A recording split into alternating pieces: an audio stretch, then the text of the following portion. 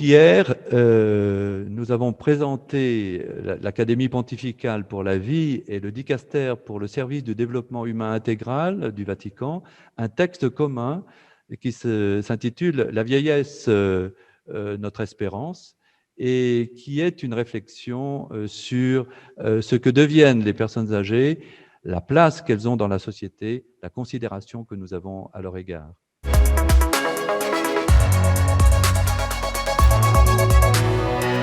Dans la pandémie, dans le contexte de la crise sanitaire, les anciens ont été, dans un premier temps en tout cas, peu considérés et parfois mal considérés.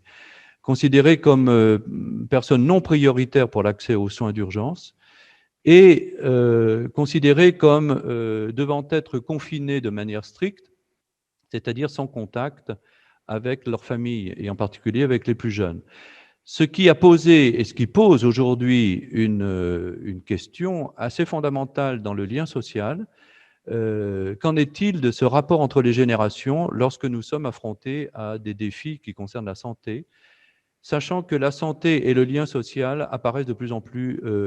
interconnectés, de plus en plus liés. Donc, on a souhaité apporter une contribution, que l'Église apporte une contribution à cette réflexion sur le lien entre les générations, la considération des anciens et le besoin qui se fait sentir en période de crise sanitaire en particulier, mais de manière générale, de promouvoir un dialogue, une rencontre, un échange, un enrichissement mutuel entre les générations.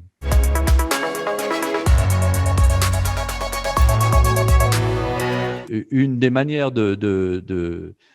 percevoir la bénédiction de Dieu, c'est de vivre longtemps. En tout cas, c'est une approche biblique qui est ici évoquée. Alors, pourquoi vivre longtemps et pourquoi la vieillesse a une richesse? Nous sommes dans un contexte et dans une culture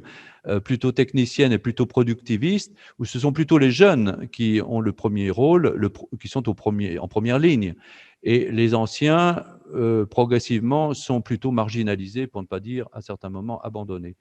De fait, on est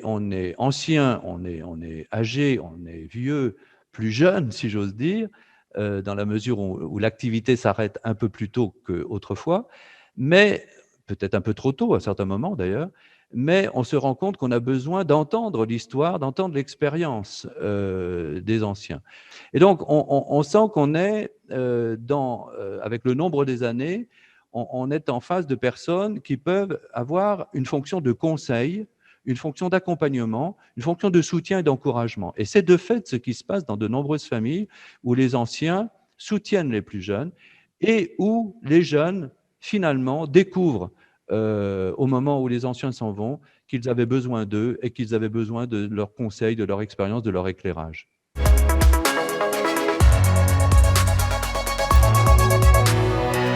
C'est le concept de continuum, c'est-à-dire le concept de continuité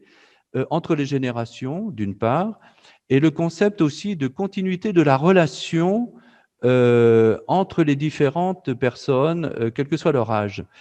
Alors évidemment, très concrètement, ça veut dire que nous avons peut-être à penser autrement la